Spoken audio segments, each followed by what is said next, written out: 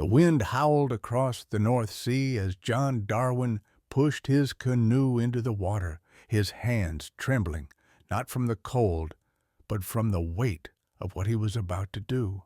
The sun dipped lower, casting long shadows over the waves. This wasn't just another evening paddle. This was the beginning of his escape. For years the walls had been closing in, debts piled up like storm clouds, threatening to swallow him whole. His once thriving finances had crumbled under the weight of poor investments, risky deals, and an extravagant lifestyle that bled money faster than he could earn it.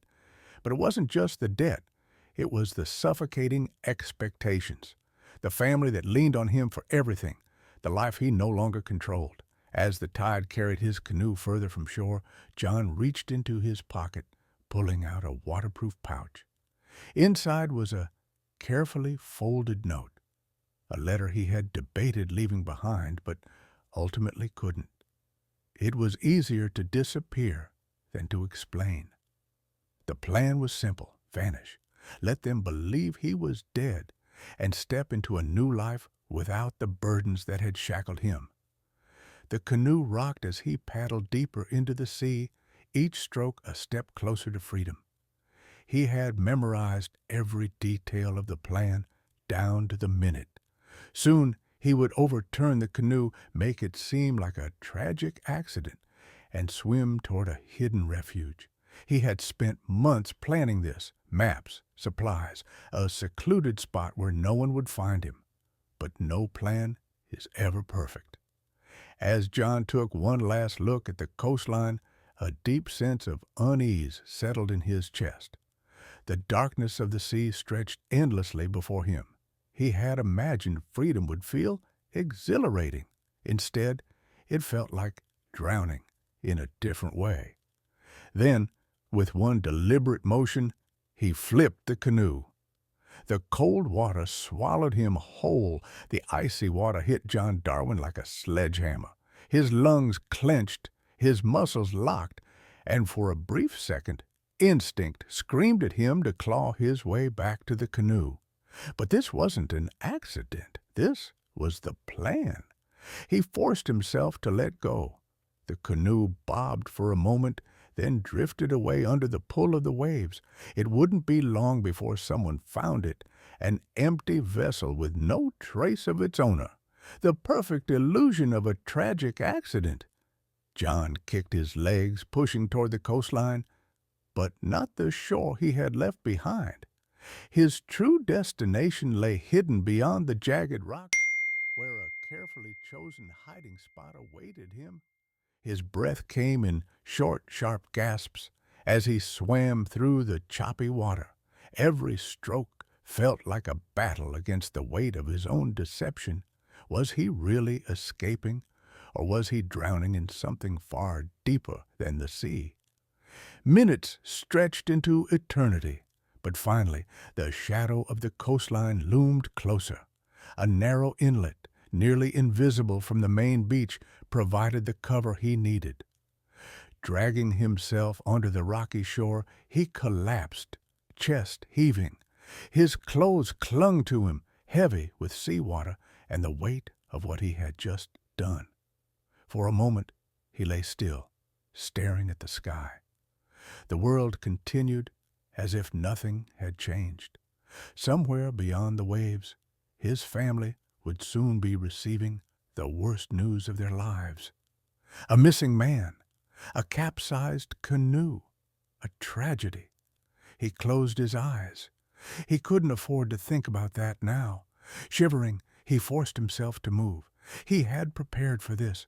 Supplies were hidden just beyond the ridge, enough to last until the next phase of his escape. But first, he needed to disappear completely. Stripping off his soaked clothes, he buried them beneath a pile of rocks. The man who had entered the sea was gone. The one who would walk away from this place would be someone else entirely. As he stepped toward the tree line, a strange thought gnawed at the back of his mind. Faking his death had been the easy part. Living with it, that was something else entirely. John crouched behind the dense underbrush, listening to the distant sounds of waves crashing against the shore. He was cold, exhausted, and utterly alone. But most of all, he was invisible. His carefully hidden stash lay beneath an old tarp, buried days before the canoe trip. He pulled it free, hands shaking as he unzipped the small duffel bag. Inside were dry clothes, a flashlight, some canned food, and a cheap prepaid phone. He had thought of everything, or so he believed. As he changed into fresh clothes, a bitter wind cut through the trees. The night felt different now. Before, he had been a desperate man with an escape plan. Now, he was something else. A ghost. His disappearance would dominate the news by morning. His family would be devastated. Search crews would comb the coastline, and speculation would begin. Would they believe he was truly gone? Or would someone sense the deception beneath the surface? He couldn't dwell on that. He had to keep moving. The second phase of his plan was risky, but necessary. Disappearing entirely. The small, run-down cabin deep in the woods would serve as his temporary shelter. It was an abandoned hunting lodge, unused for years, and nearly impossible to find unless you knew exactly where to look. John pressed forward through the tangled brush, stepping carefully to avoid leaving a trail. His mind raced. He had built this escape in his head 1,000 times, planned every step with meticulous detail. But now, standing in the cold silence of the forest, the weight of his choice pressed down on him. No credit cards, no identification, no real name. Just a man who no longer existed. Hours passed before he reached the cabin. His legs ached, his throat burned with thirst, but relief washed over him as he spotted a dark silhouette through the trees. He pried open the rusted door and stepped inside. Dust coated every surface, and the air smelled of damp wood and neglect. It was perfect. Locking the door behind him, he exhaled slowly. His new life had begun. But as he sat in the darkness, the realization struck him. He had escaped his debts. He had escaped his past. But had he truly escaped himself? John sat in the dark. The only sound in the cabin was his own breathing. The wind howled outside, rattling the wooden walls. But inside, everything was still. Too still. For the first time in years, there were no demands, no phone calls from creditors, no expectations crushing down on him. He had spent his entire adult life chasing wealth, making money, and losing it just as quickly. Every decision had been about survival, about keeping up appearances. Now, there was nothing. He reached for the cheap prepaid phone in his duffel bag, hesitating before switching it on. A single text message had already arrived from an unknown number. It's done. No news yet. Lay low. John exhaled. His wife was playing her part. She was the only one who knew the truth. While the world believed he had drowned, she was ensuring their financial escape plan unfolded as expected. The life insurance payout, the slow transfer of assets. Everything had to be handled perfectly. But there was one thing he hadn't accounted for: the silence. It crept in, wrapping around him like a vice. He had imagined freedom as something exhilarating. Instead, it was suffocating. Sitting in the dim light of a flickering lantern, he turned on the radio, twisting the dial until a static-filled broadcast came through.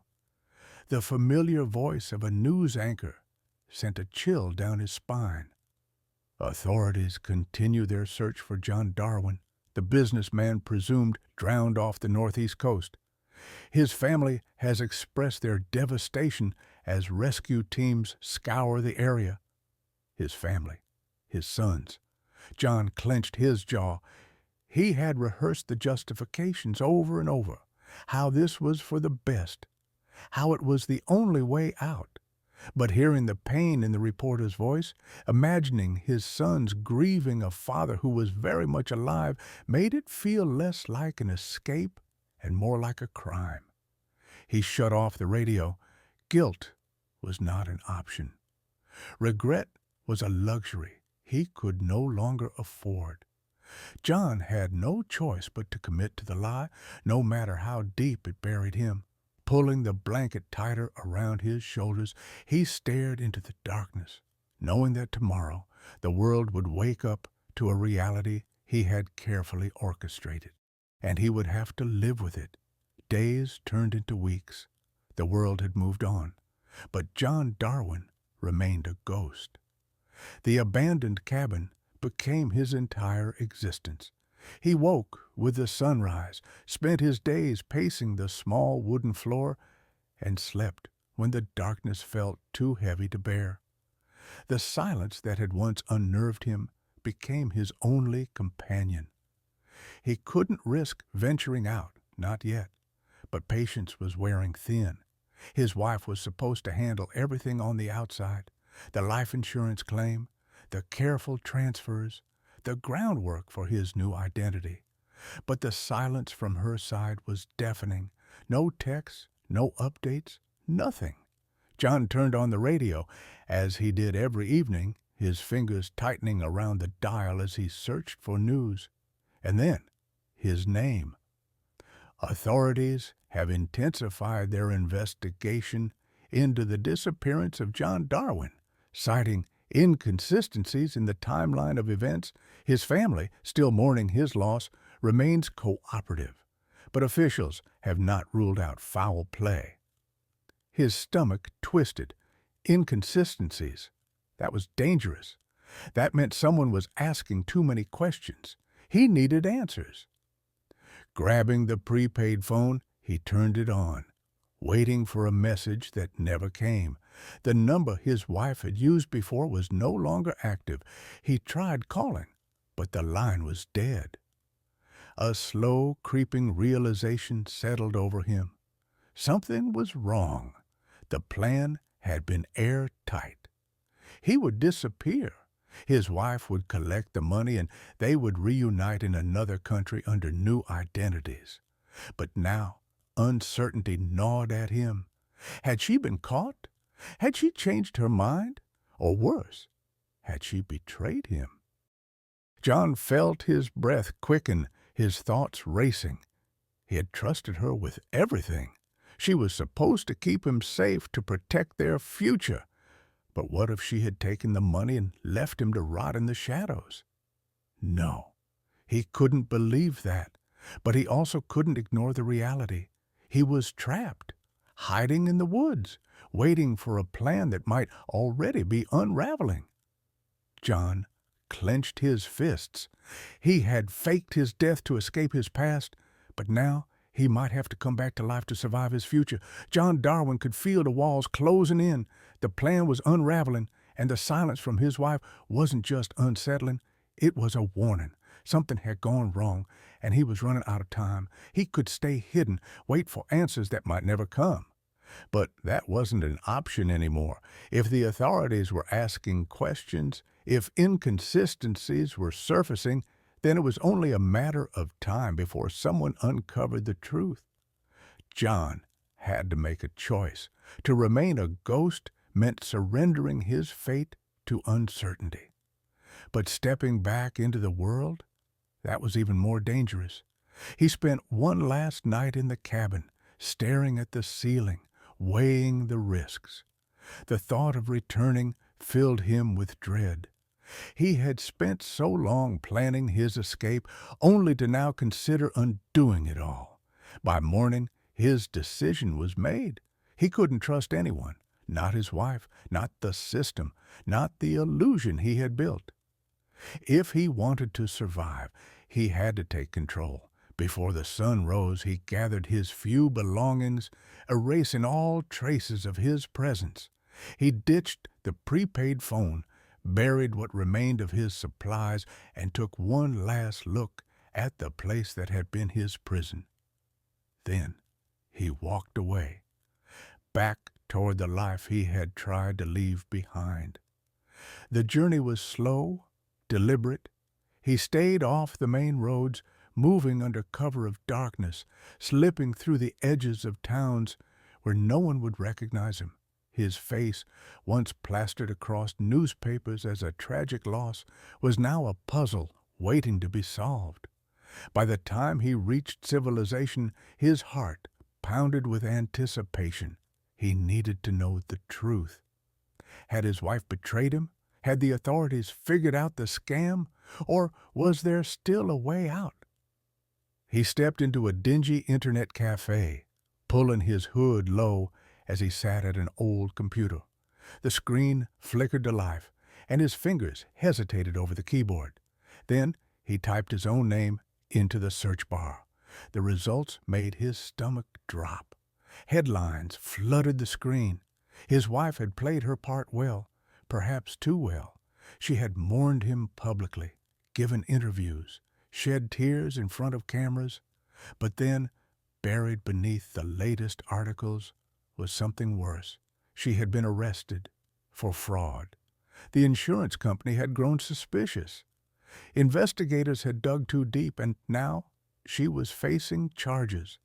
Alone, John sat frozen, staring at the screen. The life he had tried to escape was now a trap, and the only way out was forward.